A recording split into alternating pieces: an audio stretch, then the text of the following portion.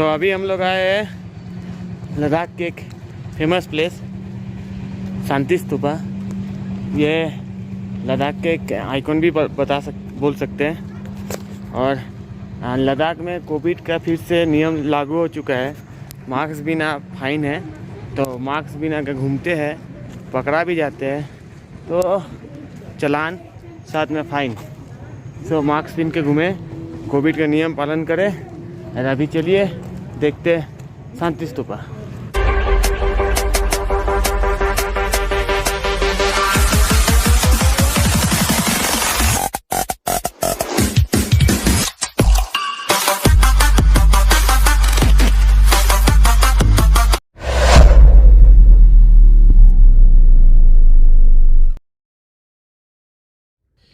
तो अभी हम लोग हैं शांति स्तूपा में। यह शांति स्तूपा सी लेवल से 11,800 फीट ऊंचा है। और ये शांति स्तूपा लेह सिटी के एक आइकॉन भी है। और ये सुंदर लेह सिटी जो शांति स्तूपा था, आपको पूरा लेह सिटी नज़र आएंगे, क्योंकि शांति स्तूपा लेह सिटी के सबसे टॉप में है। इसलिए सामने आपको लेह का एयरपोर्ट भी नज़र आएंगे, लेह पैलेस भी नज़र आएंगे ये शांति स्तूपा से। चलिए देखते हैं शांति स्तूपा ऊपर से। लद्दाख में 80% बुद्धिस्ट लोग रहते हैं। तो यहाँ का जो मेन टेंपल है उसमें हर टेंपल में गौतम बुद्ध की आपको मूर्ति मिल जाएंगे। और ये जो तीर्थंकर है बुद्धिस्ट लोग के, उनके तस्वीर भी बना हुआ है ये शांति स्तूपा में। शांति स्तूपा में अभी काम चल रहे हैं, क्योंकि ठंड के टाइम ये पूरा बर्फ़ में ढका हुआ रहते हैं। तो अभी बर्फ़ नहीं है, अभी काम चल रहा है। और कुछ दिन बाद लेह में जो एक प्रोग्राम होता है फेस्टिवल, उसका लिए भी डेकोरेशन का काम चल रहे हैं। और शांति स्तूपा समझ का बहुत यहाँ पर शांति है। और सबसे बड़ी बात, यहाँ पर आपको ज़रूर आना चाहिए, क्योंकि यहाँ से आप पूरा लेह सिटी को आप देख सकते हैं। यहाँ से आपको खारदुंगला भी कुछ नज़र आ जाएंगे। पूरा सिटी बहुत ही सुंदर है, बहुत ही सुंदर। तो अभी जब भी ले आए तो शांति स्तूपा जरूर विजिट करें। और यहाँ से हम लोग जाने वाले हॉल ऑफ फ्रेम में और देखने वाले हैं इंडियन आर्मी का कुछ अचीवमेंट। जो आपका फर्स्ट जोश होगा मेरा लास्ट तक जोश रहेगा। कोई एक कहिए भारत माता की और सभी कहेंगे जय। शुरू कीजिए। भारत माता की जय, भारत माता की जय, भारत माता की जय, भारत माता की जय। भारत माता की जय एक ऐसा वर्ड है जो कि पॉकेट में हाथ डाल के फिर हाथों को फोल्ड करके नहीं कहा जाता। आपको पता होगा ऑल ओवर इंडिया में इस तरीके से कहा जाता है। प्लीज शुरू कीजिए। भारत माता की जय, भारत माता की जय।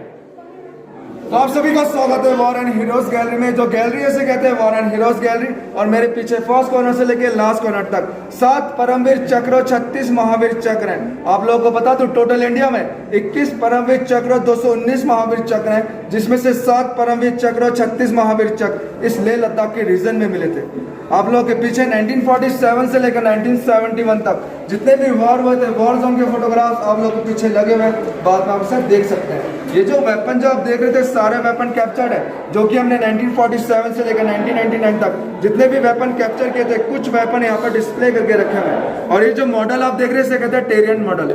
और इस टेरियन मॉडल को इस पियानो के अंदर बनाने का सिर्फ एक ही एम है कि आपको प्लेन एरिया से लेकर सियाचिन के हाई एल्टीट्यूड माउंटेन तक दिखाना और ब्रीफ करना है। ये जो प्लेन एरिया जो आप देख रहे हैं हमारा जे&के और पंजाब का एरिया है, जो कि इस तरफ पड़ता है उधमपुर, ये हो गया पठानकोट और ये बिलासपुर। और ये प्लेन एरिया खत्म होने के बाद ये जो आप ग्रीन कलर के जो माउंटेन जो आप देख रहे हैं, ये हिमाचल प्रदेश के एरिया है और इस तरफ पड़ता है मनाली।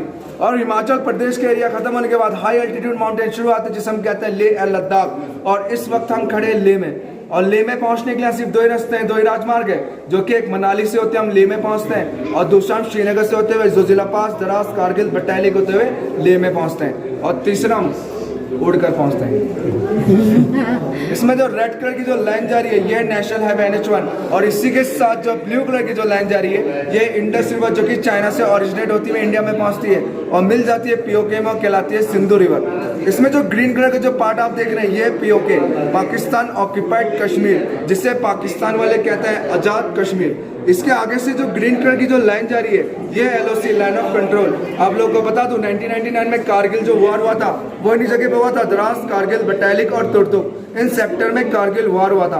आपने एक रिवर का नाम सुना होगा, संगम रिवर। जंस्कार रिवर और इंडस रिवर के मिलने से यहाँ पे बनती है संगम रिवर। और ये जो पार्ट आप देख रहे हैं सिल्वर कलर का, ये सियाचिन ग्लेशियर का एरिया, जिसकी लास्ट हाइट फीट है 23,000 फीट। और यहाँ पर टेम्परेचर पहुंच जाता है -40 से -50 डिग्री सेल्सियस। और इस टेम्परेचर में भी हमारे जवान तैनात है हमारे देश की रक्षा के लिए।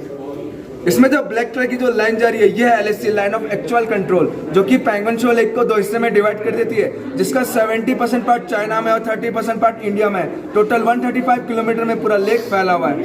LAC के पास हमारा लास्ट जो विलेज पड़ता है, जहाँ हम जा सकते हैं, वह हानले विलेज। और हानले विलेज से होते हुए हानले रिवर वापस इंडस रिवर में मिल जाती है। और POK के पास हमारा लास्ट जो विलेज पड़ता है, वह तुर्तुक से 10 किलोमीटर आगे थांग विलेज, जो कि हमने 1971 में कैप्चर किया था पाकिस्तान से।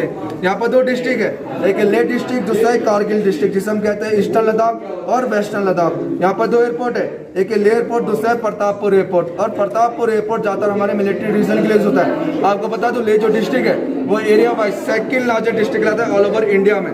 जो फर्स्ट है वो एक गुजरात में, किसी को पता है?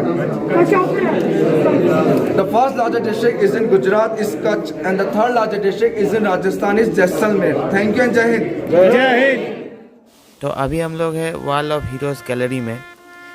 ये 1947 से लेके अभी तक पाकिस्तान ने भारत में बहुत बार अटैक किया है और उतना बार हार कैसे किया है। ये सब वो वेपन है जो पाकिस्तान आए तो इंडिया को छीनने के लिए, लेकिन यही सब छोड़ के चल गए। तो वो सब डिस्प्ले में है। हमारे भारतीय सेना का जो इतिहास है, उसका परमवीर चक्र, महावीर चक्र, सबके यहाँ पर नाम अंकित किया हुआ है। ये वॉल में ITBP ने लद्दाख में कितने काम किए, कौन कौन ऑपरेशन किए थे, इसका सब डिटेल्स यहाँ पर दिया हुआ है तस्वीर के साथ। देख के भी तो गर्व फीलिंग होते हैं जो हमारे देश के जो आर्मी हमारे लिए कितने काम करते हैं। हम लोग जो एरिया में रहते हैं वहाँ पर समझ में नहीं आता आर्मी क्या करते हैं। जब तक बॉर्डर एरिया में आप तक नहीं पहुँचेंगे तब तक पता नहीं चलेगा आर्मी क्या करते हैं, कैसे अपना जीवन को दांव में लगा के काम करते हैं। जोश में होना चाहिए। लास्ट ब्रीफिंग है मेरी, ये शुरू कीजिए। भारत माता के, भारत माता के, भारत माता की जय। बहुत बढ़िया जोश था। लेकिन मैं आपको बताता हूँ, आप सब इंडिया से हैं? हिंदुस्तान से ना? हाँ, तो हिंदुस्तान में कुछ एक बातें हैं, मैं बताता हूँ आपको कि भारत माता की जय इंडिया में पॉकेट में हाथ डाल के या बांध के नहीं बोला जाता इसको इंडिया में। बाकी का मुझे पता नहीं कैसे बोला जाता है। हाथ ऊपर उठा गया। तो मुझे ऐसे ही चाहिए। दोबारा शुरू कीजिए। भारत माता की जय, भारत माता की जय, भारत माता की जय। अभी आप ध्यान से सुनिएगा प्लीज मेरी बात। सियाचिन कारगिल गैलरी में आप सभी का मैं हार्दिक स्वागत करता हूं। ये एक ट्रेंड मॉडल है। इंडियन आर्मी ट्रेंड मॉडल तब बनाती है जब कोई ऑपरेशन लॉन्च करना हो या फिर ऑपरेशन करने के बाद में किसी को डीप ब्रीफिंग देना हो, जैसे कि मैं आप सभी को दे रहा हूं। ध्यान से सुनिएगा प्लीज। जो इसमें रेड लाइन देख रहे हैं आप लोग, ये रोड है, कोई कच्ची रोड और कुछ पक्के रोड, जिसमें नेशनल हाईवे भी शामिल है। जो ब्लू कलर से आपको दिखाई दे रहा है, ये रिवर है, कोई छोटे रिवर और कुछ बड़े रिवर। 2 रिवर आ रहा है चाइना से, इंडस रिवर और सिंगोर रिवर, जो चाइना से होता हुआ इंडिया की तरफ आ रहा है। और एक आ रहा है लास्ट में POK से, सिख आर रिवर, जो POK से घूमता हुआ वो भी इंडिया की तरफ आ रहा है। रेड लेटर में कुछ एक नाम लिखे हुए, रेड लेटर में, जैसे गुलतारी, गौंड, मतियाल, पिजोट, मरोल, यह है POK के कुछ एक गांव जो कि POK में वहां पे मौजूद है। जो एरो मेरी तरफ इंडिकेट कर रहा है वो है LOC। LOC का मतलब पता है आप लोग को? मेरे को जोश में जवाब चाहिए। Line of control. 99 के वार से पहले इंडिया और पाकिस्तान के बीच में एक एग्रीमेंट, एक समझौते में सिग्नेचर साइन हुए थे कि ज्यादा बर्फ पड़ते समय यानी विंटर्स के दौरान कोई भी सेना ऊपर पोस्टों पे नहीं चढ़ेगी, ना इंडियन आर्मी और ना ही पाकिस्तान के रेंजर्स। उनको रेंजर्स बोलते हैं। क्या बोलते हैं? रेंजर्स। एग्रीमेंट के हिसाब से इंडियन आर्मी नीचे फेस में डाउन हो गया एग्रीमेंट के हिसाब से, लेकिन पाकिस्तान ने ऐसा नहीं किया। पाकिस्तान ने छुपते छिपाते धीरे धीरे हमारे कुछ एक पोस्ट ऑक्युपाई करके रख लिए जब हम एग्रीमेंट के हिसाब से नीचे बेस में डाउन हो चुके थे। वो कौन से पोस्ट है आप देख सकते हैं? द्रास में .475 टाइगर हिल, 5140 टोलोलिंग, नेक्स्ट कारगिल में 5608 कक्सार मजदास, और बटालिक के कुछ एक सेक्टर जैसे जुपर हिल्स, मुंटो डालो, खालूबर और यलदूर। अभी पाकिस्तान ने जितना ऑक्युपाई करना था कर चुका, अभी इंडिया की बारी थी इसको रिकैप्चर करने के लिए। तो उसकी शुरुआत करी गई बटालिक सेक्टर से 2 मई को। कितने मई को? 2 मई 99 की वार की शुरुआत हुई थी 2 मई से, और उसका पहला ऑपरेशन लॉन्च किया गया था मुंटू टालू के पास 15 मई को, पहला ऑपरेशन। ऑपरेशन से पहले 2 मई को कैसे शुरुआत हुई, कैसे हमें पता चला कि पाकिस्तान ने हमारे सारे के सारे पोस्ट ऑक्युपाई कर लिए? तो ध्यान से सुनेगा प्लीज। बटालिक में चरवा था एक, जिसे बोलते हैं भेड़ बकरी चराने वाला लोकल सिविल, जिसका नाम था ताशी नामगिल। क्या था? ताशी नारगिल। जब वो मुंटूलाल के पास अपनी भेड़ बकरी चराते चराते उसने कुछ एक लोगों की वहां पे हरकत देखी। 7 से 8 लोग पठानी सूट पहने हुए लंबे चौड़े वहां पे पत्थरों से बंकर बना रहे थे। जब उसने कंफर्म कर लिया कि जो बंकर बना रही है वो इंडियन आर्मी नहीं है, तो नीचे बटालिक में जाके उसने इंडियन आर्मी को इंफॉर्मेशन दी, जो एग्रीमेंट के हिसाब से नीचे बैठी हुई थी। उनको बताया गया कि सर मैंने मुंटूलाल के पास कुछ एक लोगों की हरकत देखी है। ऐसा सुनने के बाद इंडियन आर्मी ने अपनी हरकत तेज कर दी। उन्होंने एक पेट्रोलिंग टीम बनाई जिसमें 1 अफसर 10 जवान शामिल थे, टोटल 11 जने की टीम, जिसमें कमांडर का नाम भी आपने सुना होगा, कैप्टन सौरभ कालिया साहब का नाम सुना है? क्या सुना है? सौरभ कालिया से। जब वो 11 के 11 वापस सर्च करने गए, लेकिन वो 11 के 11 वापस नहीं लौटे, वो वापस नहीं आए। जब नहीं लौटे तो वहां पे एक ऑपरेशन लॉन्च किया गया, जिस ऑपरेशन का नाम था ऑपरेशन सफेद सागर। सफेद सागर इसलिए बोला था, वहां पे ज्यादा हाइट होने के कारण एयरफोर्स और इंडियन आर्मी ने मिलकर वहां पे ऑपरेशन लॉन्च किया, उसको सक्सेस बनाया। और पाकिस्तान ने जितने भी बटालिक सेक्टर के जगह जमीन पोस्ट को ऑक्युपाई करके रखे थे हमारे, उसको रिकैप्चर कर लिया 4 के 4, आप लोग देख सकते हैं। नेक्स्ट दराज। दराज में टोलोलिंग सबसे ज्यादा इंपॉर्टेंट था, क्योंकि नेशनल हाईवे जा रहा जोजिला, दराज, कारगिल, लेह लद्दाख, सियाचिन ग्लेशियर तक। अगर पाकिस्तान टोलोलिंग में कैप्चर कर लेता तो आज जहां पे हम सब लोग खड़े वहां पे कौन होता? ऐसा होने देते हम? नहीं। इसीलिए यहाँ पे एक ऑपरेशन लॉन्च किया गया, जिस ऑपरेशन का नाम था ऑपरेशन ओपी विजय, जिसमें .475 टाइगर हिल 5140 टोलोलिंग शामिल थे। आपने एक मूवी देखी होगी जो लेटेस्ट में आई थी अभी, कौन सी मूवी? जिसमें कैप्टन विक्रम बत्रा साहब भी शामिल हुए थे। उनको एक टास्क मिला हुआ था कि .5140 रिकैप्चर करने का, और उन्होंने किया भी। और करने के बाद अपने सीनियर को एक 4 लाइन का छोटा मैसेज पास किया था। वो क्या था? ये दिल मांगे मोर। क्या था वो? ये दिल मांगे मोर। उसके बाद उनको नेक्स्ट टास्क मिला .4875 को रिकैप्चर करने का। नेक्स्ट टास्क मिला, रिकैप्चर तो हुआ, लेकिन करते करते वहां पे वो शहीद हो गए। शहीद होने के बाद जो उनके साथ में बची हुई सेना थी, उन्होंने बाद में सारा का सारा ये रिकैप्चर कर लिया था। नेक्स्ट कारगिल 5608 कक्सार और मजदास में लास्ट में एक ऑपरेशन लॉन्च किया गया, जिस ऑपरेशन का नाम था ऑपरेशन तलवार। ये ड्यूरेशन वॉर का 2 मई बटालिक से शुरू हुआ था और 26 जुलाई जाके कारगिल में खत्म हुआ। पाकिस्तान ने जितने भी जगह जमीन पोस्ट को ऑक्युपाई करके रखे थे हमारे, उसको रिकैप्चर करने के लिए इंडियन आर्मी को कम से कम 3 महीने का टाइम लगा। लेकिन इस 3 महीने के दौरान में सारा का सारा रिकैप्चर कर लिया गया। पाकिस्तान यहां से एक टुकड़ा भी अपने साथ नहीं ले गया। इसीलिए इंडियन आर्मी 26 जुलाई को विजय दिवस मनाती है। इस देश की सीमा की रक्षा करते करते उन माओ के 527 शेरों ने बलिदान दिया है। Thank you. जय हिंद। आए हैं रेंचो स्कूल, ये प्रॉपर वो ओरिजिनल फिल्म वाला रेंचो स्कूल नहीं है, लेकिन एक उससे टाइप का ही बनाया गया है। इसका जो सामने में 3 इडियट्स में कुछ पॉइंट नोटेड में एक अच्छा सीन है, उस सीन का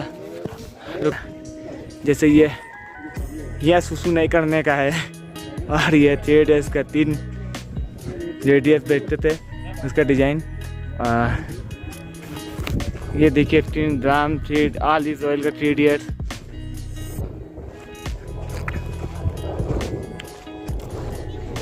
ये है रेंचो स्कूल।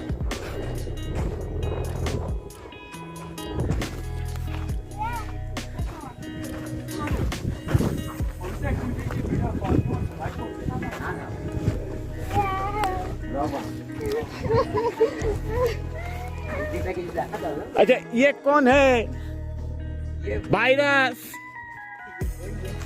वायरस, ये वायरस है।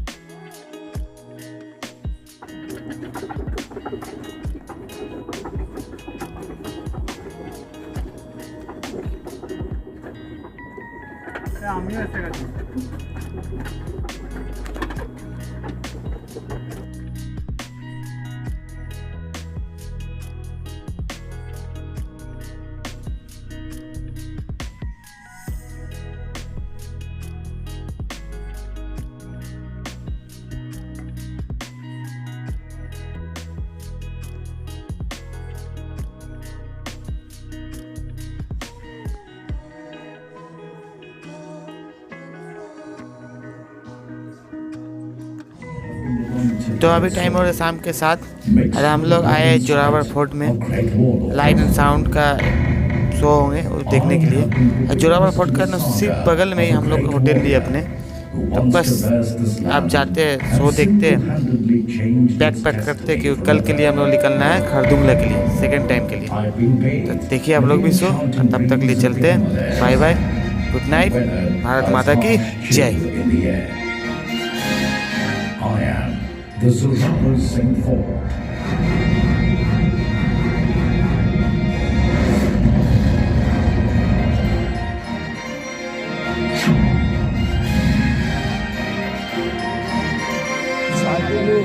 Born at this very place in 1836, I vividly recall the history of this land and welcome